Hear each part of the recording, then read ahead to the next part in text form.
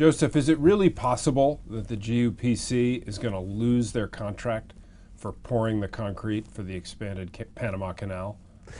The market, I think, is kind of pricing this in. Cotterill, which leads the GUPC consortium, its share price fell by about 7% one day this week, when it sort of became clear that the Panama Canal Authority, the government agency which is kind of leading this project, said, well, we might just terminate your contract because of this dispute over cost overruns.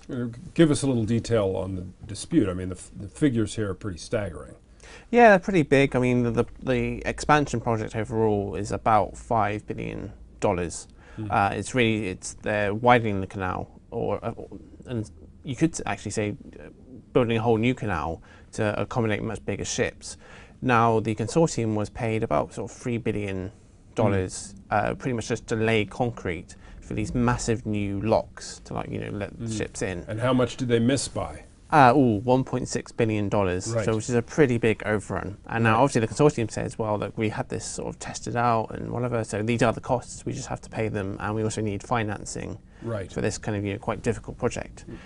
The authority... Just before we go on, is this a big chunk of any of the companies involved revenue? I mean, is the 7% fall an appropriate fall if Cotterill loses the contract altogether? Well, I mean, the project is actually about 70% complete at this point. I mean, they've been just digging through this, expansion project. And they've received money along the way.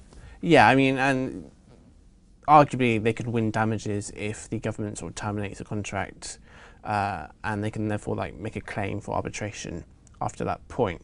And in any case, these kind of projects, they come and go.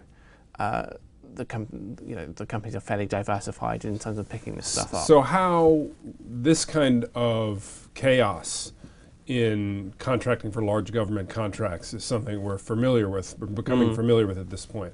How do you avoid this kind of problem? Or how do investors foresee these kind of problems in the contractors they're owning?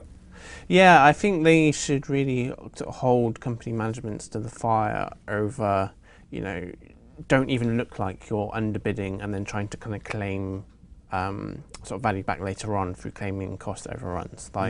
Always kind of, even if it looks like a high bid, which may not actually win business, that is usually less stress over the long run than putting in a low bid, which the government then sort of disputes at a later stage. It's just hassle, more or less. So, like with many companies, investors ought to demand transparency and companies ought to supply it. Yes, more or less. Thanks very much.